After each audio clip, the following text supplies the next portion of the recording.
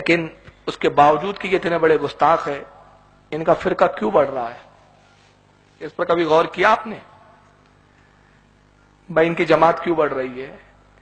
ایک محلے میں ایک خبیث آتا ہے سعودیہ سے، سعودیہ جاتا ہے روپیہ کمانے، ایمان بیچاتا ہے، اور جب آتا ہے تو پہلے اپنے آس پاس کے گھر والوں کو وہابی بناتا ہے، دھیرے دھیرے پھر 2 گھر 4 گھر 10 گھر، پتہ چلا ایک پوری اس پٹے کی آبادی وہابیہ زدہ ہو گئی۔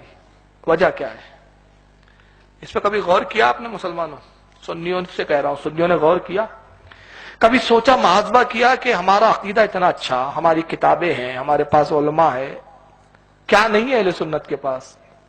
ارے اہل سنت کے پاس نبی ہے، اہل سنت کے پاس امام ہے، ائمہ ہے، اولیاء ہے، غوث ہمارے یہاں ہے، کتب ہمارے یہاں ہے، ابدال ہمارے یہاں ہے، اوتاد ہمارے یہاں ہے، اقطاب ہمارے یہاں ہے، علماء ہمارے یہاں ہے، مفتی ہمارے یہاں ہے، امام ہمارے یہاں ہے۔ ارے نبی امام اعظم، نبی اعظم ہمارے یہاں، خلیفہ فاروق اعظم ہمارے یہاں، امام اعظم ہمارے یہاں، اولیاء میں غوث اعظم ہمارے یہاں، مجدد میں مجدد اعظم ہمارے یہاں، مفتیوں میں مفتی اعظم ہمارے یہاں، سب اعظم، پھر بھی وہ کیوں بڑھ رہے ہیں؟ سب کچھ تو ہے ہمارے یہاں، ان کے یہاں نہ تصوف ہے، نہ کتب ہے، نہ ابدال ہے، نہ ولی ہے۔ میں چیلنج کرتا ہوں، کوئی مائیکل الوہابی جماعت میں ایک ولی دکھا دے مجھے۔ ارے ولی تو چھوڑو، ولی کا بچہ دکھا دے، کوئی چھٹ پیا مینڈکی کا بچہ ہی دکھا دے کوئی ولی۔ نہیں ہے اس جماعت میں ولی، اس جماعت میں کوئی غریب نواز نہیں ہے، اس جماعت میں کوئی غوث پاک نہیں ہے، یہ ہماری جماعت میں ہے۔ اس جماعت میں امام اعظم نہیں ہے، اس جماعت میں ائمہ نہیں ہے، مگر پھر بھی وہ فرقہ بڑھ رہا ہے۔ اس کی 2 وجہ ہے بھائی، 2 وجہ، اور اس کی اصلاح کرنی ہوگی۔ اگر ہم اصلاح نہیں کریں گے، وہابیت پھیلتے رہیں گے، قیامت کے دن اس تعلق سے ہم سے پوچھوں گے۔ سب سے پہلی وجہ ہمارا بے نمازی ہونا، سب سے پہلی وجہ۔ نماز اب نہیں پڑھتے، 11ویں کا نام ہو تو 10 من کی بریانی تیار ہے، میلاد کی بات ہو 50 من پکانے کے لیے ہم تیار ہیں، جلوس کی بات ہو، جلوس سے اچھا تو منورنجن کا کوئی سادھن نہیں ہے اس وقت ہمارے پاس، کیونکہ ڈی جے ہم نکالیں گے، تھرکیں گے، ہم ناچیں گے، ہم پیر تو ہمارے تھرکنا چاہیے۔ یہی تو تعلیم ہے۔ عرس ہوگا بھی، کس کا عرس ہوگا آپ کے یہاں؟ حضرت سلطان حیدر علی کے پیر و مرشد۔ کیا یہ لوگوں نے، یہ بزرگوں نے یہی تعلیم دی ہے کہ میرے عرس کے نام پہ ڈھول بجاؤ، ناچو، تھرکو، ڈی جے بجاؤ؟ کیا بزرگ اسے ہی کہتے جو ناچتا ہے، تھرکتا ہے، گاتا ہے؟ قرآن تو کہتا ہے میرا ولی وہ ہوتا ہے جو صاحب تقویٰ ہوتا ہے۔ بے شک بے شک۔ ان اولیاءہ الا المتقون، اللہ کے ولی نہیں مگر وہ جو صاحب تقویٰ ہے، جنہوں نے تقویٰ اختیار کیا۔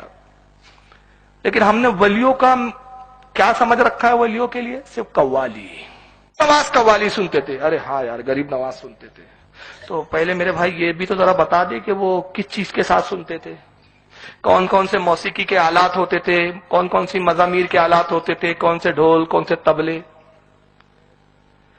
حضرت فخر الدین چشتی رحمت اللہ علیہ، جو حضرت خواجہ نظام الدین اولیاء کے خلیفہ اور شاگرد ہیں، جب نظام الدین اولیاء کے زمانے میں تہمت لگائی گئی کہ یہ مزامیر، ڈھول، باجے، سارنگی، موسیقی کے ساتھ قوالی سنتے ہیں، تو نظام الدین اولیاء اس وقت ضعیف تھے، بوڑھے تھے، ان کی ملفوظات الفوائد اٹھا کے دیکھیے، فارسی میں آج بھی ملتی ہے، اردو ترجمہ آ چکا ہے، اس میں صاف فرمایا مزامیر حرام است، ڈھول باجے سارنگی یہ حرام ہے، حرام ہے، حرام ہے۔ اور اپنے مرید فخر الدین چشتی سے کہا، فخر الدین سیما کے خلاف کتاب لکھ، میں دستخط کرتا ہوں۔ انہوں نے کتاب لکھی، دستخط کی نظام الدین نے، اور اس میں کیا لکھا ہے حضرت نظام الدین اولیاء نے اپنی دستخط میں؟ لوگوں، ڈھول باجوں کے ساتھ قوالی ہمارے نزدیک زنا کی طرح حرام ہے۔ اللہ اکبر، اللہ۔ سلسلہ چشتیہ کو بدنام کرتے ہو یار، جاہل لوگ جو پڑھتے نہیں لکھتے نہیں، وہ بابا بنے بیٹھے آج، وہ پیر مغاں ہیں، 10 انگوٹھیاں لگی ہے، پیر صاحب ہے، طریقت ہے۔ اچھا اب تیرے سے نماز پڑھنا نہیں ہوتا، طریقت پہ چلا گیا تو اوپر کی سیڑھی چڑھ گیا؟ پہلی تو سیڑھی چڑھ، پہلی سیڑھی تو چڑھانی ہے، اور دوسری سیڑھی پہ عورتوں سے پیر دبا رہا ہے، طریقت، عورتوں سے بے پردہ مل رہا ہے، طریقت۔ نماز کیوں نہیں پڑھتا؟ قوالی سنے گا، طریقت، رقص کرے گا، طریقت، ناچے گا، طریقت۔ کیوں صاحب؟ طریقت ہے، طریقت اونچی ہے، شریعت چھوٹی ہے۔ ابے جب تو چھوٹی پہ فائر تھی نہیں تو بڑی پہ کہاں چلا گیا؟ سلسلہ چشتیہ کو بدنام کرتے یہ لوگ. میں چشتی ہوں خدا کی قسم. میں آج تحدیث نعمت پہ کہہ رہا ہوں سلسلہ چشتیہ سے بیعت بھی ہو, سلسلہ چشتیہ میں خلافت بھی ہے, مرید کرتا نہیں ہوں میں, سبحان اللہ سبحان اللہ. لیکن مجھے معلوم ہے, میں نے پڑھا ہے نظام الدین اولیاء کی کتابوں کو, میں نے پڑھا ہے دلیل العارفین خواجہ غریب نواز کی کتاب کو میں نے پڑھا ہے, انیس العارفین حضرت خواجہ عثمان ہارونی کی کتاب کو میں نے پڑھا ہے, اسرار الاولیاء بابا فرید کی کتابوں کو میں نے پڑھا ہے. یہ کتابیں میرے پاس موجود ہے, کتاب کھولو اور دیکھو چشتیہ سلسلہ کے بزرگوں نے کیا لکھا ہے. خدا کے واسطے ان کو بدنام مت کرو, بدنام کرتے ہیں ان کو. قوالی سنا ہے, اچھا قوالی سنا ہے, نماز بھی تو پڑھی ہے انہوں نے, وہ کون پڑھیں گا؟ وہ تم نہیں پڑھو گے. مزہ مستی چاہیے, منورنجن چاہیے, نماز ہم سے نہیں ہوتی. طریقت کیا؟ ناچنا طریقت ہے, لڑکیوں کے بیچ جھومنا طریقت ہے. اچھا جب یہی طریقت ہے تو آپ اتنے بڑے پیر نہیں, آپ سے بڑا پیر سلمان خان ہے اور عامر خان ہے. وہ بہت بڑے طریقت پہ فائد, اس کا دن رات یہی کام ہے. پھر تو آپ اس سے جا کے مرید ہو جائیے. اس میں کیا سرقات کے پر لگے اس سے مرید ہو رہے ہو آپ؟ ایک بات بتاؤ یار ذرا ایمانداری سے, درد کے ساتھ میں بات کر رہا ہوں. ایک ڈی جے کا سندل نکلتا ہے آپ کے یہاں, ڈھول بازوں سے سندل نکلتا ہے, پورے ہندوستان کا یہ حال ہے. مجھے یہاں کا نہیں پتا لیکن میں پورے ہندوستان کی بات کر رہا ہوں. ایک مجھے خدا کی قسم میں چیلنج سے بول رہا ہوں, مجھے ایک ایسا وہابی بتاؤ جو آپ کے سندل کو دیکھ کے سنی بناؤ, دکھاؤ مجھے. میں ہوں کل تک یہاں, کل بھی میرا جلسہ قریب میں رکا ہوں. مجھے کل ملانا اس کسی وہابی سے, میں رکوں گا صبح تک. اگر آپ بولے اور مجھے کسی ایسے وہابی سے ملاؤ جو وہابی تھا اور اس نے کہا کہ بھائی یہ سندل دیکھ کے میرے دل کے دریچے کھل گئے, میں سنی ہو گیا. مگر خدا کی قسم میں آپ کے شہر میں ایسے 50 وہابی دکھا دوں گا جو سنی تھے اور یہ ڈی جے کو دیکھ کر وہابی بنے. تو تم جس کو سنیت بول رہے ہو اس نے تو تمہارے لوگوں کو بدعقیدہ بنا دیا. قیامت کے دن یہ اللہ کا ولی جس کا عرس بنا کے تم ڈھول بجاؤ گے, قیامت میں گریبان پکڑ کے پوچھیں گا کہ میں تبلیغ دین کے لیے آیا تھا, میں اسلام پھیلانے کے لیے آیا تھا, اور تو نے میرے نام پر ڈھول بجا کے اسلام سے ہٹایا ہے. مجھے جواب دے اس کا. اللہ اکبر. کیا جواب دوں گے؟ میری مسجد اس لیے ڈھول بجا رہا تھا, میرے مسا آتا تھا اس لیے ڈھول بجا رہا تھا. سنیت کو بدنام کر کے رکھے ہو. تکلیف ایسے جاہل سنیوں سے ہمیں تکلیف ہوتی ہے, لیکن میں ٹنکی کی چوٹ پہ بولتا ہوں مجھے پرواہ نہیں کہ کوئی نظر آئے. یہ ممبر کا تقاضا ہے, حق بولو, حق چاہے کڑوا ہو یا کیسا ہی ہو, حق بولو. امام حسین نے یزید سے کیوں لڑا بھائی؟ یہی تو پرابلم تھا, یزید کا ڈھول بجاتا تھا, موسیقی کا رنگیلا شیدائی تھا. امام نے کہا سر دوں گا, گردن دوں گا, مگر ایک ڈھول بجانے والے کے ہاتھ میں ہاتھ نہیں دوں گا. جس امام نے اس کو دنیا کا بادشاہ نہ مانا, تم دین کا بادشاہ سمجھ کے اس سے بیعت کرنے جاتے ہو ایسے پیر سے. عجیب رقص آتا ہے. ارے باپ رے, میں نے دیکھا ہے, میں نے ایسا دیکھا ہے جا کے. میں گیا ہوں کہ بھائی دیکھو تو ان کے تماشے کیا ہوتے ہیں. ہمارے ناگپور میں بابا تاج الدین بہت بڑے بڑے ڈھونگی آتے ہیں, ہم تو دن رات دیکھتے ہیں. ایسے ایسے وہاں ڈھونگی دیکھتے ہیں ہم کہ جو تو آپ نے بھی نہیں دیکھے ہوں گے, روز کا معمول ہے ہمارا. قوالی ہو رہی ہے سیما میں صاحب اس کو وجد آتا ہے, داڑھی صاحب ہے, وجد آ رہا ہے. آئے ہائے ہائے, وجد آ رہا ہے تجھے؟ وجد کی تعریف معلوم ہے کیا؟ کھولو ذرا اسرار الاولیاء بابا فرید کی. پوچھا گیا حضور صوفیاء کے وجد جو آتا ہے اسے وجد کی کیا کیفیت ہے, اسے کیا کہتے ہیں؟ فرمایا میاں یہ ایک حال ہے, اور حالت وجد میں اللہ کا ولی قرب خاص خدا بندی میں ہوتا ہے. اور اے عزیز یہ وہ کیفیت ہوتی ہے کہ اگر اس کے جسم کے 1000 ٹکڑے کر دیے جائے تو اس کو مطلق خبر نہ ہو. اللہ اکبر. اللہ. ان کی پچھواڑی میں ذرا سوئی چباؤ, بھی سارا وجد رفو چکا وجد میں گرتا ہے. تو وجد بھی بڑا ہوشیار والا وجد ہے, دیکھتا گدا کا گرنے کے لیے بھی گدا ڈھونڈتا ہے پہلے. اب گرنا بہت جھوم لیا, اب چکر آ رہے ہیں, تو وجد کے لیے پہلے گدا تلاش کرتا ہے. یہ وجد ہے تمہارا. یہ سنیت کو تباہ کر رہے ہو یار تم. یہ سنیت نہیں ہے, یہ مسلک کے اعلیٰ حضرت نہیں ہے, ناچنے والی قوم نہیں ہے, وہ ناچنے والی قوم نہیں ہے, یہ مسلمانوں کا ورثہ نہیں ہے. کیا بنا دیا یار مسلمانوں کو؟ کوئی بولنے والا نہیں, کوئی کسی کی سننے والا نہیں, سب من مائی نہیں کر رہے ہو. اور سنیت کا نقصان پہ نقصان, نقصان پہ نقصان. ایک کاروبار کرتے ہو تم, میرا بھی اب تک کاروبار ہے, طریقہ ہے, ایک محاسبہ کرتا ہے آدمی. 2 مہینے 3 مہینے بعد ایک دن بیٹھتا ہے ڈائری لے کے, یار کتنا کمایا کتنا گوایا, دیکھتا ہے یار 2 لاکھ روپے کاروبار میں لگائے, ارے سالا لاس ہو گیا یار. بینک میں تو 1.5 لاکھ ہی بچا, 50,000 اپنے لاس ہو گئے, نقصان میں. اپن दिखता है कि नहीं साहब? चलो यार अल्लाह सब्र दे भाई, चलो यार इस बार नुकसान हो गया, अब बड़ी मेहनत करूंगा, नुकसान की भी भरपाई करूंगा। फिर उसने 4-5 महीने में मेहनत की, फिर हिसाब करने एक दिन बैठा, देखा अरे यार अब तो 1 लाख का लॉस हो गया। और मुझे बताओ एक अच्छा बिजनेसमैन ये गौर नहीं करेगा कि भाई कहां कमी रह गई यार कि बार बार इस कारोबार में नुकसान हो रहा है? गौर करेगा कि नहीं करेगा? करेगा ना। बेवकूफ है कि वही कारोबार करते फिर सोचा यार ये कारोबार बदल देना चाहिए, ये कारोबार अपने को सूट नहीं कर रहा है, ये कारोबार अपने से जम नहीं रहा है, दूसरा कारोबार दूसरा रोजगार तलाश करेगा, पूरा पैसा नहीं गवाएगा।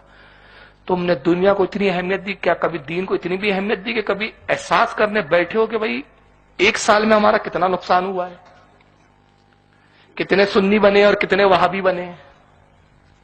हमें इसका एहसास नहीं है।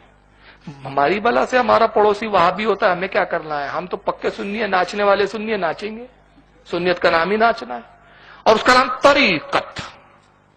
8 अंगूठी आ जाए तो मारिफत। मुझे तो समझ में नहीं आता, वो हमारे नागपुर में बाबा रहता, मैं बहुत रद्द करता हूं उसका। 16 अंगूठियां मैं बोलती पखाना धोता कैसा पता नहीं है, पिछवाड़ी ये सब अटकता हूँ उसके अंदर। ये तहारत भी इसकी रहती कि नहीं रहती?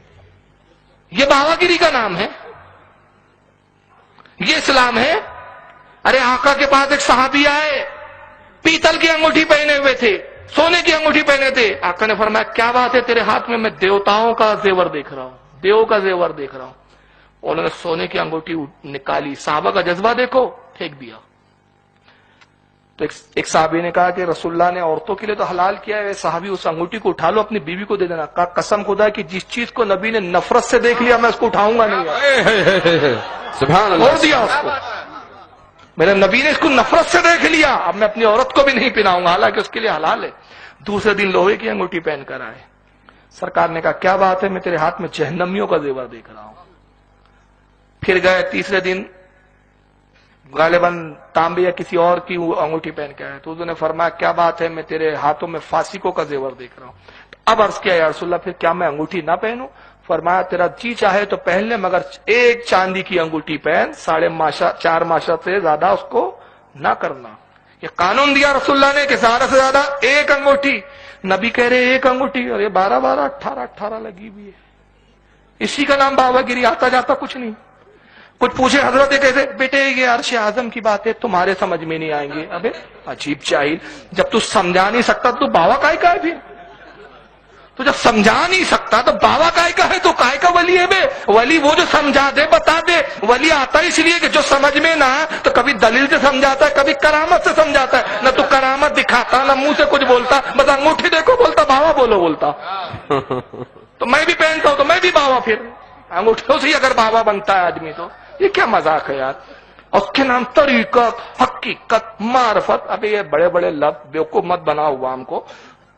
मैं बताता हूं हकीकत तरीकत क्या है, ये नहीं समझ सकते ये लोग।